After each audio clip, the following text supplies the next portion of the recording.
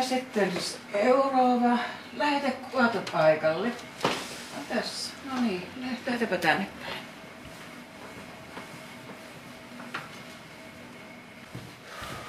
No niin, tänne päin. Mennäpä sisään.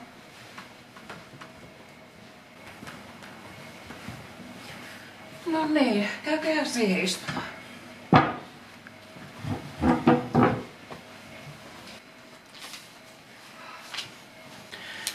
No, katsotaanpas nyt tätä teidän kokonaistilannetta tässä.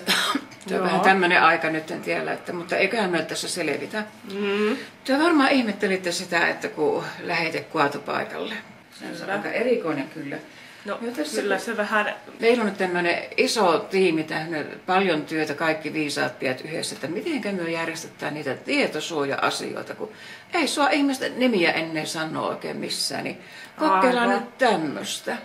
Ja onhan tässä sitten, se on pian asia, että nyt me yritetään ottaa näitä asiakkaan, potilaan oiveita mahdollisimman paljon nyt huomioon ja niinpä on minäkin nyt tässä tehnyt. No sehän kuulostaa hyvältä.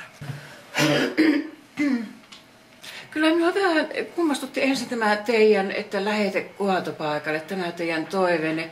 Mutta kun se on teidän toiveenne, niin... Kyllä on. Ja niin, tulee olemaan. Ihan vakkaasti olette sitä. Niin nyt on otettu teidän huomioon oikein tosissaan tämä teidän homma. Tehty etukäteisvalmisteluja. Työhän olette oman elämänne paras asiantuntija. Se on tärkeä pointti tässä kanssa. Niin minä otin vähän selviä näistä kaatopaikkapaikoista. Niin vielä semmoinen asia nyt, että potilas osaa nyt valita sen suunnan tai paikkakunnan, mistä päästään hoitoon haluaa. Tämähän oli ihan uusi juttu minulle, en ole kuullutkaan muista. Niin, no minä kahtiin Valaimissa kulkee Helsingin seudulla on semmoinen kuin MS-suo. Sitten tuolla ruotsinkielisellä rannikolla on tämmöinen kuin Dummargården. En halua ruotsia. Eikö kouluruotsi oikein mennyt hyvin?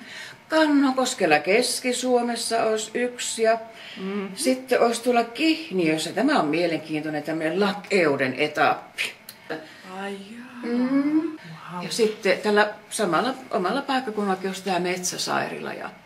Siellä ollaan kyllä vierailut parin otteeseen. Niin, että on vähän niin kuin tuttu. Joo. No sitten minun tuli kokeen mieleen semmoinen asia, että oletteko nähnyt se elokuvan Slummien miljonääri, semmoinen intialainen elokuva? Joo, olen kyllä sen katsonut joskus. Siellä kokonaiset perheethän kävi siellä kaatopaikalla aamusta iltaa siellä ja lapset näyttivät niissä kuvissa niin iloisilta, että varmaan löysivät jotain sieltä semmoisia aarteita. Aarteen metsästä luulisin. Niin. Ja mutta ehkä tämä nyt on teille, olisiko tämä nyt vielä pikkusen mietittävissä olevia asiat, jos mietitte näitä paikkakuntia? No kyllä tässä tuli nyt niin monta vaihtoehtoa, paitsi tämä Ruotsi, minne en missään nimessä halua, niin kyllä minun pitää tämä vielä vakavasti harkita mihinkä paikkaan. Ja varrutte tuolta tiskiltäni vastaanotosta, niin uuden ajan ne tuutte uudestaan sopimaan, että minnekä haluatte, niin tehdään sitten oikein semmoinen kunnon lähete, ihan oikein lähete sinne. Ja minä varroin teille sitten seuranta-ajan noin puolen vuoden päähän, että tuutte sitten, katsotaan miten tämä hoito on onnistunut siellä. Että... Kuulostaa oikein hyvältä. Vihdoinkin joku ottaa minut vakavasti. No niin, jo on ollut aikakin. No, kyllä me otamme. Tätä minä olen ottanut. Oo, hyvä.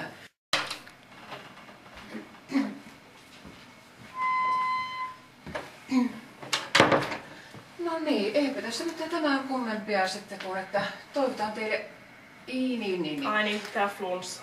Toivotan teille oikein hyvää päivän jatkoa ja sitten kaikkea hyvää muutenkin. Ja puolen vuoden kuluttua sitten viimeistään tavataan sen seurantakäynnillä. Joo, mie varraa ajaa nyt neuvonnasta. Niin, ja sitten nyt tämä toinen aika sitten, että katsotaan tarkemmin se lähete ihan käytännössä, mihinkä sitten tehdään se lähete. Joo. No niin, näkemiin. Näkemiin. No niin, ja sitten seuraava mielestään kärsinyt. Mitä ihmettä?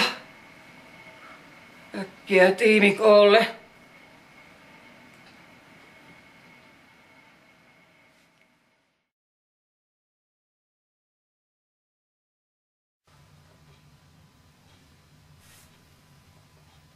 Terapia on edennyt hyvin. Potilaan kunto on parantunut huomattavasti. Kotiuttaminen ajankohtainen, mahdollinen lievälääkitys jatkossa. Tunnetteko olevanne kotiuttamiskelpoinen? Mä en saa nukutuksi, mä en saa illalla unta. Ja sitten jos mä pari tuntia nukunkin, niin mä herään aamu 5 ja mä hortoilen täällä käytävillä ja hoitajat tulee hakemaan mut takaisin sänkyyn. Niiltä ei saa minkäänlaista keskusteluapua. Enkä mä pysty lukemaankaan. Mulla ei ole muistia ollenkaan. Mä en muista mitä mä oon lukenut. Enkä mä pysty keskittymään. Siitä ei vaan tuu yhtään mitään. Ja mun hartiat on tosi kipeät. Tähän me voidaan laittaa diapamia tai jotain muuta rentouttavaa. Äiti auta, kerro sä. No, ekanakin en saa oikein yhteyttä nyt kontaktia tyttäreeni ja hän ei ole oma itsensä. Hän on hyvin vaikea kuvitella, että hän olisi avohoidossa. Ja lääkitys tuntuu olevan liian lamauttava.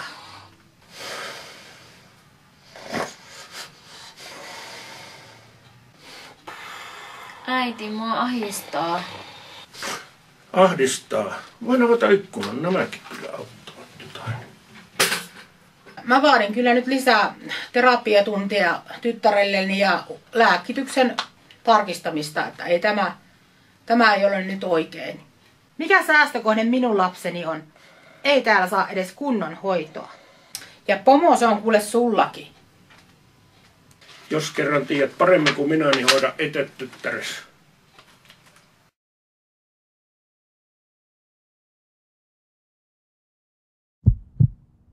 Mie en ole yhtään mitään. Sä et ole mitään. Susta ei ole mihinkään. Elämä on ohi. Olen väsynyt. Niin perkeleen väsynyt. Mä en jaksa. Mä en jaksa tätä jokapäiväistä paskaa. Mä olen väsynyt. Niin perkeleen väsynyt. Virtanen.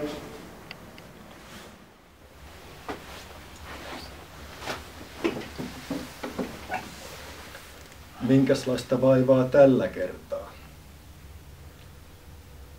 Kärsin unettomuudesta. Olen niin väsynyt. Töissä on kiirettä ja stressiä. Pomo painaa päälle. On kiire, on kiire. En jaksa. Olen väsynyt. Niin väsynyt. Niin, kenenkään ei tarvitse kärsiä unettomuudesta. Sehän on yksinkertaisesti lääkintäkysymys. Laitetaan Leponexia, Opamoksia, Zyprexaa ja Diapamia.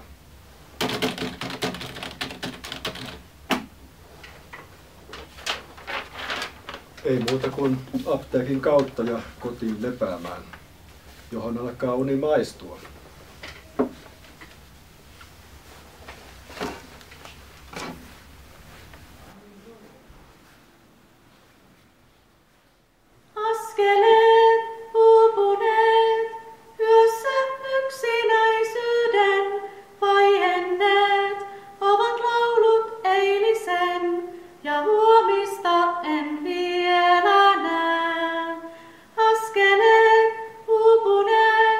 Minne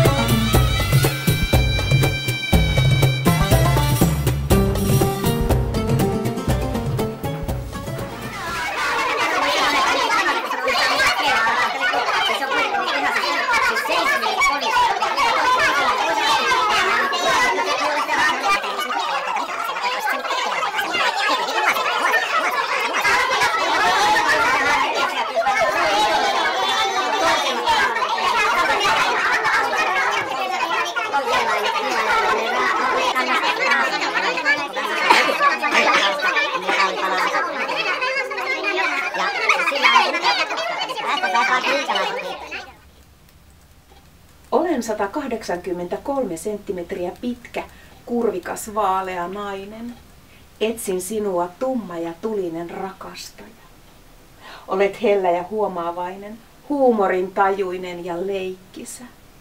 Rakastan leipomista. Tykkään tarjoilla mehevää torttua.